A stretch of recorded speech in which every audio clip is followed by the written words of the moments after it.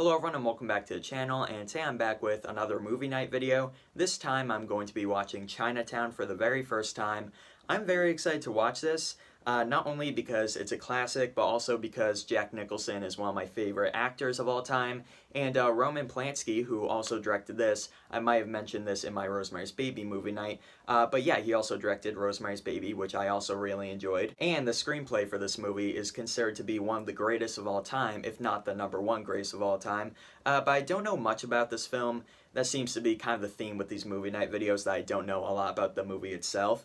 But I've stayed away from a lot of clips of this movie, and I was also trying to kind of block out of my mind the twists and turns and the plot points of this film, because I really don't want to know anything going into it. I know the general premise of it, and I've been wanting to watch this movie for over a year now. I think a year and a half. I remember recording it on like either HBO or like Stars, the Stars TV channel, or IFC, one of those. And I recorded it so long ago. I always say this in my videos, but I've been savoring the flavor with this movie, and now that I have the physical copy, I am finally going to watch this film, and I'm so excited to see it. I mean, I'm so excited because there are just so many iconic moments that I think come from this movie, like Jack Nicholson's his nose that's sliced and the stitches over it. I've seen that, but I feel like everyone has. Also the famous final line of the movie, I think it is the final line, but I'm excited to see it all come into one and see how everything kind of meshes together. And yeah, I'm insanely excited to watch this, so I'm going to shut up, stop this intro, put this into the Blu-ray player, and finally watch Chinatown for the very first time. Alright guys, so here is the cover of the Blu-ray. Pretty standard, but I like the gold with the mostly white features right here, the coloring. And then on the back, just kind of a basic backing. It's kind of refreshing to be opening just a regular Blu-ray case versus like a Criterion. Those are obviously really cool, or like a Steelbook or anything like that, and just having a regular release for this movie. Even though, again, those are really cool releases, I think it's nice to just have a regular Blu-ray case every now and again. So here's the disc, again, pretty standard. I think the Departed disc was actually like this. But anyways, let's put this into the player, aka my Xbox. You guys have seen this before. Put that in there. Close this up. And I'm interested to see what the menu is, if there even is any. A lot of times with these movies that just come with one disc, it gets straight into the film. It doesn't really have a menu. It just kind of starts, so we'll see with this film. Oh, it does have a menu. Cool. There's the iconic poster of the movie, which I really enjoy. And here we go. I'm not going to waste any more time. I'm so excited to watch this, and I know I say that with all of these movies that I do movie night videos on, but like I said, I've been waiting to watch this movie for so long, and nothing was really keeping me from watching it. I was just kind of, I don't know, I guess waiting for the right time to see it. And yeah, I finally am, and I'm so excited. I'm really hyped to watch this. And yeah, I will see you guys in about 2 hours. I think this movie is a bit over 2 hours, like 2:17, 2:15, something like that. And yeah, so I'll see you guys in that amount of time after I watch Chinatown for the very first time. Here we go. Alright guys, so I just finished watching Chinatown for the very first time, and I really fucking enjoyed that movie. Oh man, I kind of loved it. Oh man, this movie was so goddamn smart. It was insane. I mean, I could totally see why this is considered to be one of the greatest screenplays of all time. Again, if not the greatest. It's so refreshing to see a movie that, especially a mystery movie, when there are so many plot points that need to be filled for you to understand the full story. And with mystery movies, it takes a while for things to develop, but I was so glad that this movie trusted the audience so much, because there's nothing worse than a mystery movie that over-explains things to the audience, because that makes it feel like the filmmakers think that you're stupid, and no one wants that, of course. And this movie was so smart, I can't say that enough, when it would show you one thing, like maybe some person's name, and that would cause you to think of something that happens like 10 or 15 minutes ago, and just how everything pieced together, and how this movie allowed the audience to put two and two together to kind of realize what happened. And that's like perhaps what I like the most about this movie, how the screenplay trusts the audience, and they don't feel the need to explain something to us It's just, it shows us a simple shot of something, and then we are able to make the assumption without any of the characters saying, like, oh, that's why this happened, or anything like that. It's just, I was so glad that that was how the whole movie went, because this movie is 2 hours and 10 minutes, not like 2:15 or 2:17, whatever I said earlier. But it felt so quick, which was so awesome as well, because like when a movie feels like it's dragging on for too long, especially a longer movie that's maybe like 3 hours or something, when you start to feel the time, that's not a great feeling to have when you watch a movie. But this film, it's not a marathon movie by any means. It's not like it is 3 hours or anything. Again, it's 2:10. But this film takes its time, and that's what's so good about the runtime not being an issue.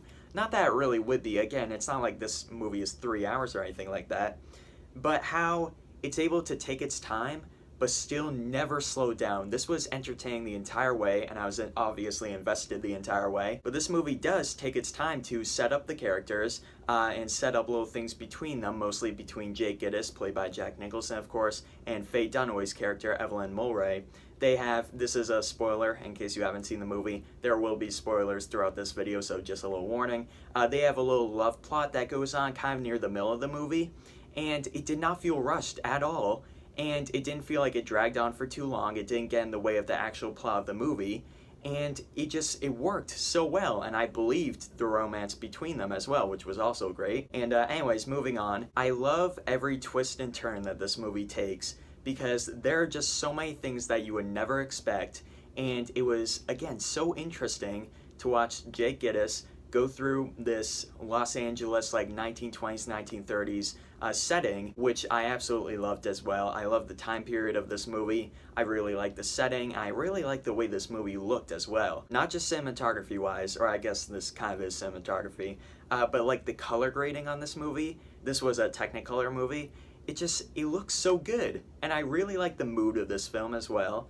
It was just everything technical with this movie, the screenplay, again, I guess that would be cinematography. I mean, it's a well-shot movie, but again, like the color grading, I really like the look of it, and how the characters are crafted and everything like that. It was so good. It was so great. And anyways, back to, what was I saying? Oh yeah, the plot points in this movie. But first of all, I really like the general kind of broad plot of this film, and I like how it has a lot to do with the water. There's like a drought going on in LA during this time. I'm not sure if this was a real life thing or if it was something made up for the movie, but either way, it works really well in the plot of the movie once again.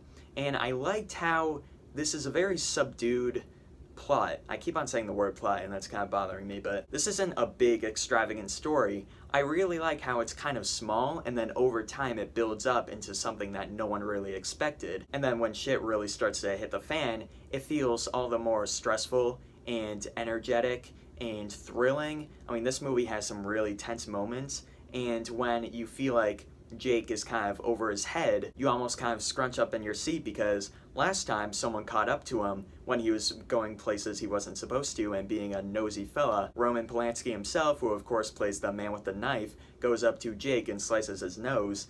So it's just, I feel like the stakes are really high with this movie, which I liked.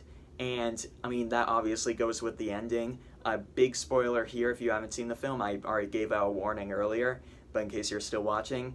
How Evelyn dies in this movie, it was just like, it was so shocking, and that's why none of the characters ever felt safe in this film. They all felt like they could be possibly killed, especially near the end when Jake had the gun to his head, when Evelyn's father, Mr. Mulwray, when he was revealed to be the killer, which I didn't see coming at all. And that was really great because they didn't blow it out of proportion when he was revealed to be the killer. It wasn't like a big dun-dun-dun moment when he was revealed that he killed Hollis Mulwray, his daughter's husband. And I love how it was just kind of, you accepted it, and then it went on. And again, it wasn't some big moment that they, again, blew out of proportion. It was just perfect how they went about it. And yeah, when the guy was holding the gun to Jake's head, I was really scared that he was about to die right there, because everyone is exposable in this movie, and I love that about it. I mean, no one feels safe in this film, and that is proven when Evelyn gets shot in the back of the head and goes through her eye. And speaking of that ending, not only is it, of course, classic with the "Forget Jake, it's Chinatown" quote at the end, but it's such a weird feeling that it gives you because basically the bad guys win. Like Mr. Mulray has the daughter, the sister and my daughter to Evelyn, and Jake is kind of just forced to walk away from it, and it's almost like it's like his story isn't fulfilled in his mind. It's like it's one of those classic moments like, oh, I could have done more, even though it wasn't really his fault in the end, of course. Evelyn dying, like, you know, he could have done more about that. But speaking of Jake Gittes in this film, he is played excellently by Jack Nicholson. As always, he's such a good actor, and I really fucking love him. I really do. I mean, this just proves why he's one of my favorite actors of all time. And, I mean, roles like that, back there, One Flew Over the Cuckoo's Nest, The Shining, and this, The Departed as well. It's just, he's such a class actor, and Faye Dunaway is also really good in this movie. I did like her better in this than Network. She was really fucking good here, and she was really great in that movie too. I mean, that should tell you how good she was in this.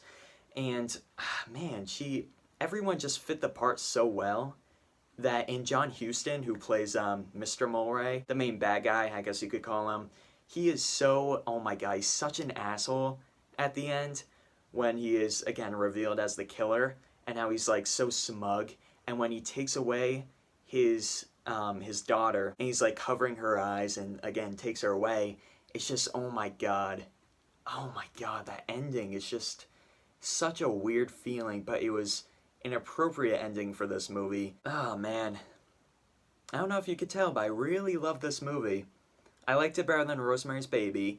I know that's, like, not a great comparison because that's a horror film, and this is a mystery thriller, like, almost like a spy movie in a way. But still, they're both written and directed by Roman Polanski, so I guess it's fair enough to compare them. But yeah, I did like this a lot more. I could see myself rewatching this over and over in the future. Not that I can't say that about Rosemary's Baby, but still, again, the mood of this movie and how it's shot and the iconic, like, the outfits of everyone.